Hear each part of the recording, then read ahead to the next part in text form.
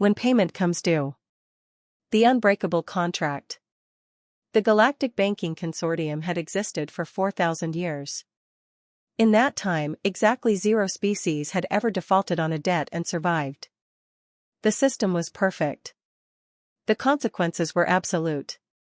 Which is why Director Calvex found the humans' request so fascinating. "Let me understand correctly," Calvex said, his 3 eyes blinking in careful sequence. "Your planet wishes to borrow 4 billion galactic credits. Your collateral is what, exactly?" The human sat across from him, slouched in the chair in that peculiar boneless way humans had. Her name was Jessica Torres, and she wore what she'd called a business casual outfit that looked more like sleeping clothes to Calvex's trained eye. "Our collateral is Earth's entire coffee production for the next 50 years, Jessica said cheerfully. Calvex's primary brain processed this while his secondary brain tried to understand what coffee was. His tertiary brain just wished he'd taken that retirement offer last cycle.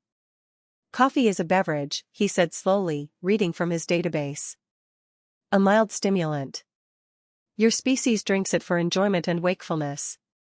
"That's putting it mildly," Jessica grinned. "We're pretty obsessed with it.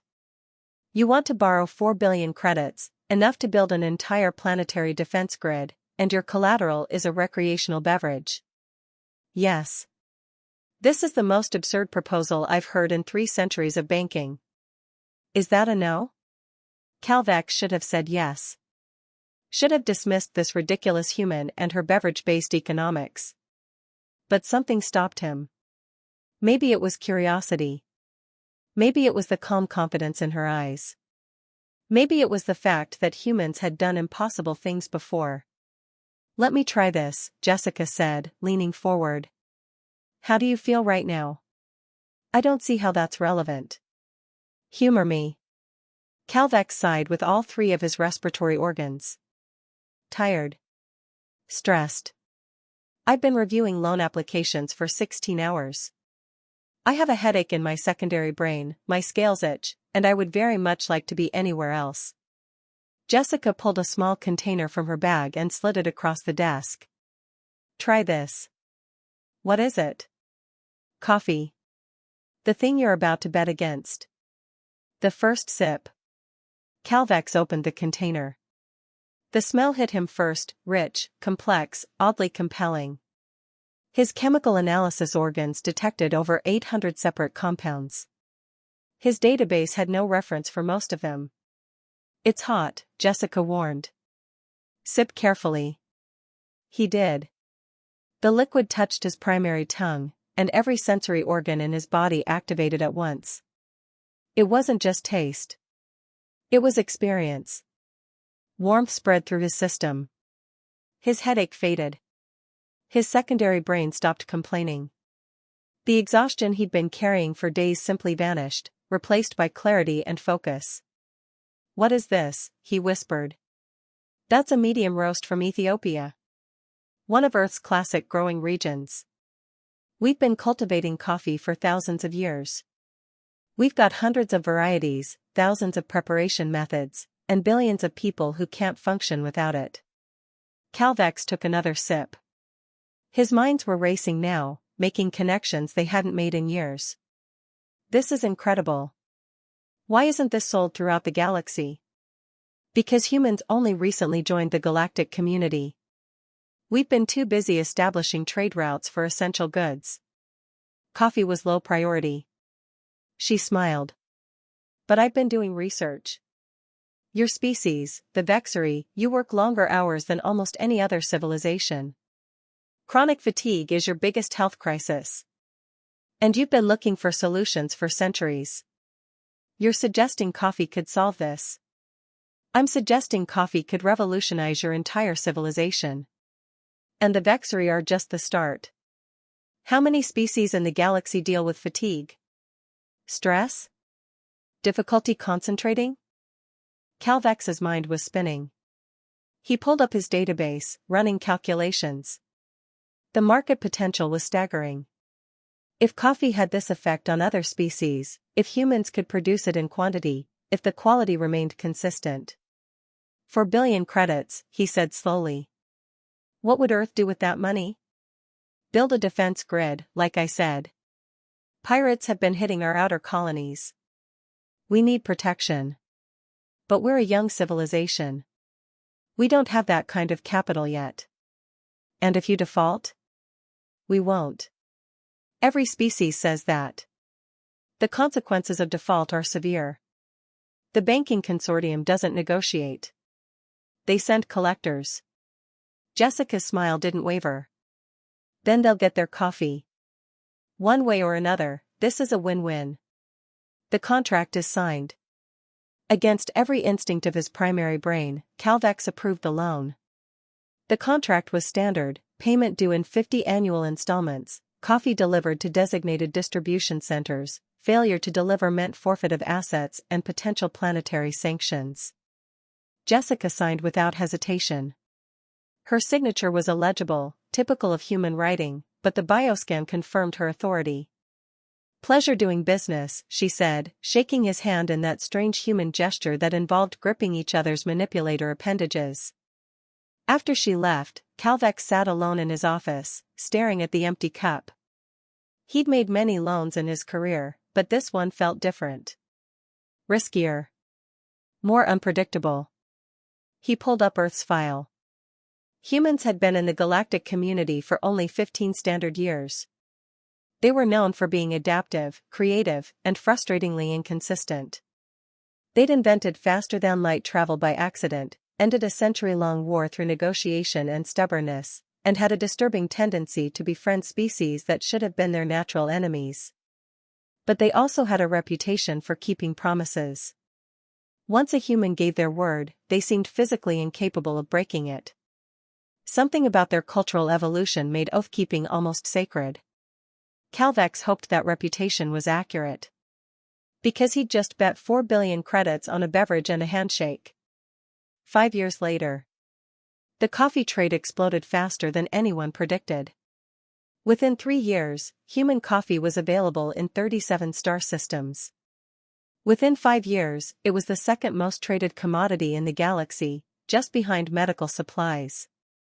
The Vexari were the first converts. Productivity increased by 42%. Their fatigue crisis essentially disappeared. Other species quickly followed. The Corfax, usually aggressive and irritable, became calmer and more focused with regular coffee consumption. The Ythnari found it helped with their notorious anxiety. Even the silicon-based crystallants discovered that coffee's chemical compounds, when properly modified, improved their cognitive processing. Earth's economy boomed. The defense grid was completed ahead of schedule. The coffee payments to the banking consortium arrived precisely on time every single year. Calvex was promoted to senior director. His approval of the Earth loan was now used as a case study in profitable risk-taking. Everything was perfect.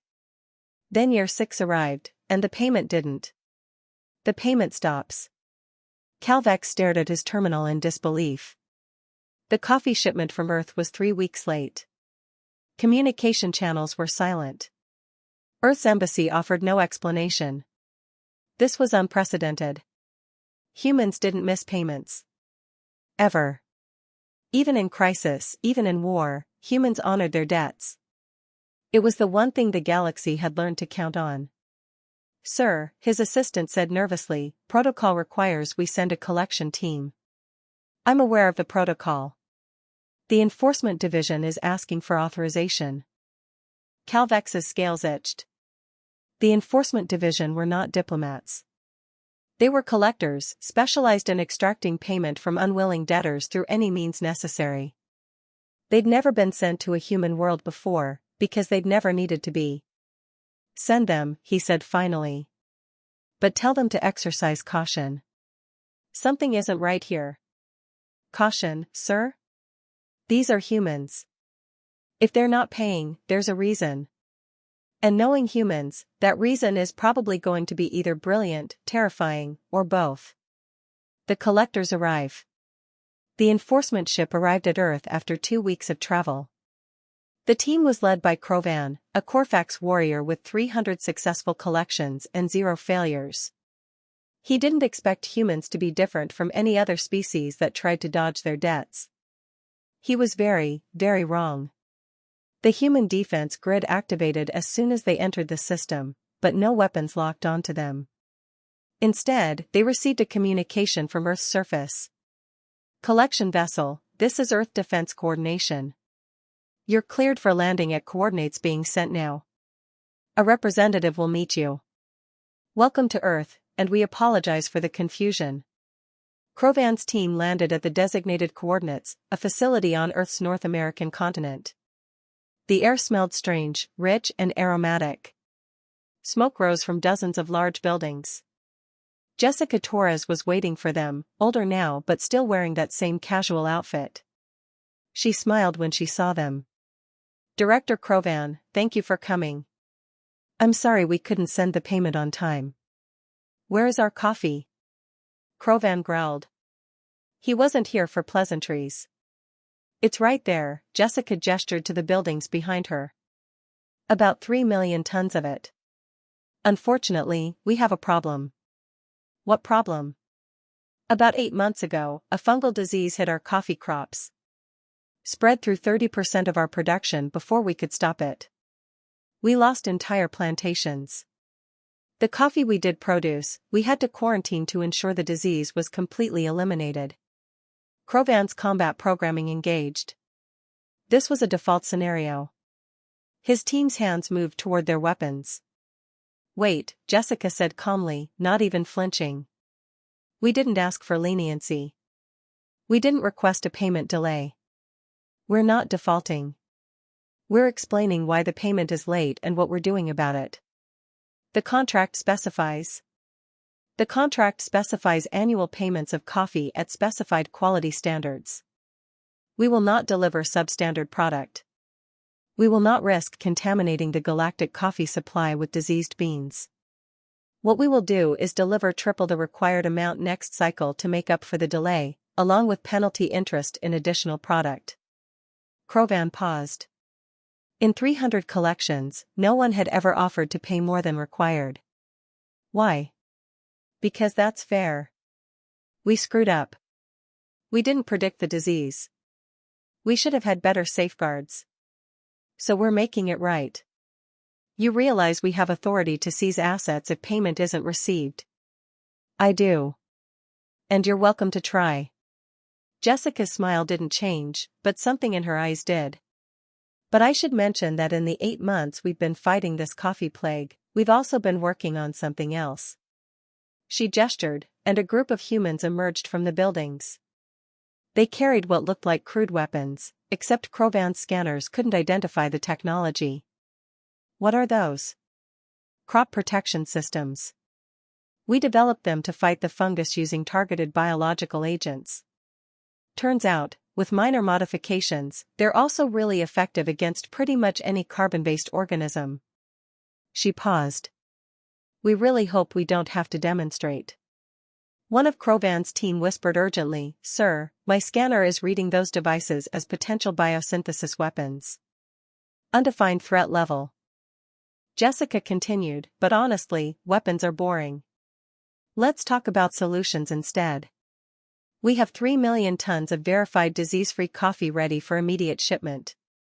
We have contracts in place to deliver triple quantity next cycle.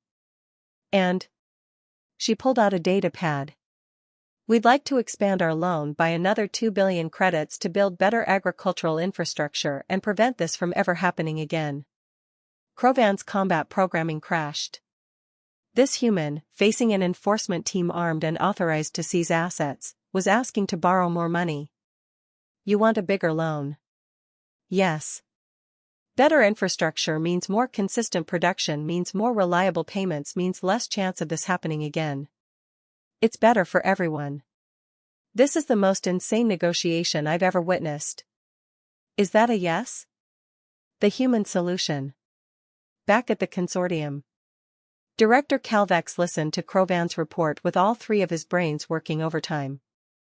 The enforcement team had returned with the overdue coffee payment, a detailed explanation of the fungal crisis, blueprints for human agricultural improvements, and a formal request for an additional 2 billion credit loan.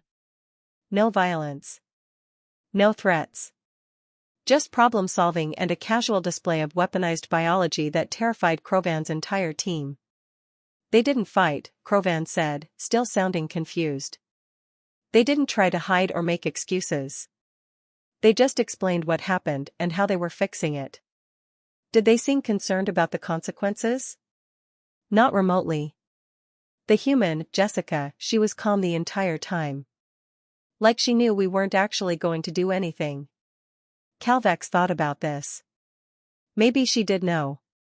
Humans are remarkably good at reading other species' intentions.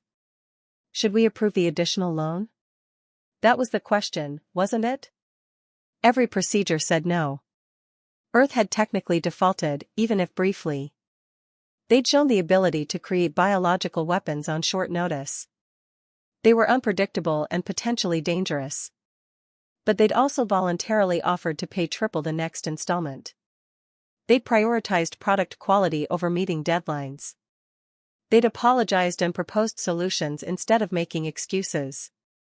Approve it, Calvex said. But I want monitoring systems on Earth's agricultural facilities. Full transparency on their crop health. Sir, that's unusual. So are humans. We adapt or we fall behind. The shift. The additional loan was approved. Earth used the credits exactly as promised, building advanced agricultural facilities with climate control, disease resistance protocols, and backup growing operations on 3 colony worlds. The triple payment arrived on schedule the following year. So did regular payments after that. Earth's coffee production became the most reliable in the galaxy, with quality control standards that exceeded consortium requirements. But something had changed in the galactic community. Other species had noticed how Earth handled the crisis, with transparency, accountability, and creative problem-solving instead of aggression or deception. The Nithrak Collective, notorious for aggressive expansion, approached Earth with a proposal. They needed agricultural technology. Instead of stealing it through espionage or demanding it through force, they offered a trade agreement. The crystalline chorus, who'd avoided diplomatic contact with biological species for centuries, established an embassy on Earth specifically to study human conflict resolution methods. Even the Corfax, who'd sent the enforcement team, requested human advisors to help reform their own debt collection practices. What's happening? Calvex asked during a consortium leadership meeting. Why is everyone suddenly fascinated with humans? Senior Director Thelvar, an ancient Yithnari with more experience than anyone, answered simply, because they showed us something we'd forgotten. Accountability without violence. Problem solving without deception. The ability to admit failure and fix it rather than hide it. We have systems for all of that. We have punishment systems. Enforcement systems. Fear-based compliance. Humans showed us something different. They defaulted, faced the consequences, and turned it into an opportunity for improvement. That kind of thinking is revolutionary. 10 years after the default, Earth had become the consortium's model debtor. Every payment arrived on schedule. Communication was constant and transparent. When problems arose, and they did, humans reported them immediately and proposed solutions before they became crises. The coffee trade had expanded beyond anyone's predictions. 47 different species now considered it an essential commodity. Earth's economy had grown by 300%. They'd paid off the original $4 billion credit loan entirely and taken out new loans for expansion projects, all of which they managed with the same meticulous attention to obligation. Jessica Torres, now director of Earth's Galactic Banking Relations, visited Calvex's office with a proposal. We want to establish a human-run lending institution, she said. Smaller than the consortium, focused on helping developing civilizations. Why? Because we remember what it's like to be new. To need help but not know how to ask. We want to create a system based on partnership instead of enforcement. Calvex felt his scales itch, his species' sign of discomfort. You're trying to compete with the consortium? No. We're trying to complement it. Handle the cases you don't want. The risky species. The unpredictable situations.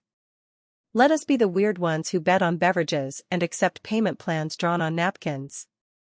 That's financial chaos. Maybe. But it's also opportunity. Jessica smiled. 20 years ago, you took a risk on Earth. You approved a loan based on coffee and a handshake. Want to know why that worked? I assume you'll tell me. Because you saw potential instead of just risk. You made a decision based on possibility rather than protocol. That's what humans do. We look at impossible situations and ask what if, instead of why not. Calvex realized she was right. The Earth loan had been absurd by every logical measure. But it had worked because he'd been willing to think differently. If we approve this, he said slowly, you'll operate under consortium oversight. Of course. You'll maintain the same transparency standards you've established. Absolutely. And if you default, the consequences will be severe. We won't default. That's not who we are. The human banking era begins. The Terra Financial Cooperative opened 2 years later. It was smaller than the consortium, stranger, and operated on principles that made traditional bankers nervous. They accepted unusual collateral. They offered flexible payment plans. They worked with species other institutions considered too risky. And they never lost money. Because humans had figured out something the galaxy had forgotten, trust was more valuable than enforcement. Helping someone succeed was more profitable than punishing their failure. And sometimes the most valuable collateral wasn't assets or resources, but a species' determination to prove they were worthy of trust. Within a decade, the Terra Financial Cooperative had helped 17 developing civilizations establish stable economies. They'd prevented 6 potential conflicts by offering economic alternatives to war. They'd proven that banking could be about building relationships instead of just managing risk. The Galactic Banking Consortium watched in amazement as humans rewrote the rules of galactic finance through kindness, creativity, and an unshakable belief that everyone deserved a chance. 20 years later. Director Calvex stood in his office, now decorated with pictures from 20 years of successful lending. In the center hung a certificate from Earth, the Coffee Award for Excellence in Taking Chances, signed by Jessica Torres and accompanied by a lifetime supply of premium coffee. His assistant entered, a young Vexery eager to learn the banking profession. Sir, we have an unusual loan request. A species called the Zixari. They want to borrow credits using something called music as collateral.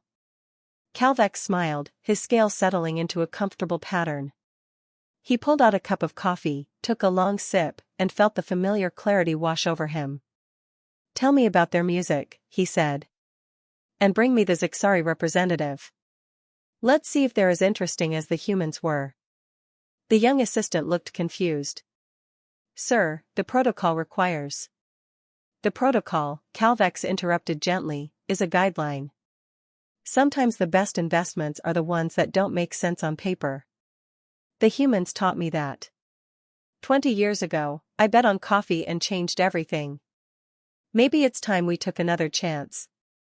He thought about Jessica, now retired but still consulting on what the galaxy called human-style economics, a system based on trust, second chances, and the radical belief that most species wanted to succeed, not fail. The galaxy had been doing business one way for 4,000 years. Humans had been around for 20. And somehow, in that brief time, they'd convinced everyone that there was a better way. Not through force. Not through superior technology. Just through consistently being decent, keeping their promises, and treating every species like they were worth trusting. That, Calvex realized, was the real human superpower. Not their coffee, not their creativity, not even their stubbornness. It was their unshakable faith that everyone deserved a chance to prove themselves. And sometimes, that faith changed everything. Epilogue. 50 years after the first coffee loan, the Galactic Banking Consortium held a ceremony honoring its most successful investment ever. Earth had not only paid off every credit borrowed, but had revolutionized galactic commerce, established peaceful relations with dozens of formerly hostile species, and proven that trust was the galaxy's most valuable currency. Jessica Torres, ancient now by human standards but sharp as ever, accepted the award via hologram from Earth. "Thank you," she said. "But I didn't do this alone." Director Calvax took a chance on a crazy proposal from a species nobody knew. That first yes made everything else possible. She raised a cup of coffee in salute. "Here's to taking chances. Here's to paying your debts. And here's to remembering that sometimes the best collateral isn't gold or technology or military might. Sometimes it's just the promise that you'll keep trying, keep improving, and keep your word." The assembled banking directors raised their own cups, coffee, of course, and drank to that. And somewhere in the galaxy, a new species with a strange proposal and impossible dreams was preparing to ask for their first loan, hoping someone would be brave enough to say yes. Thanks to the humans, someone usually was.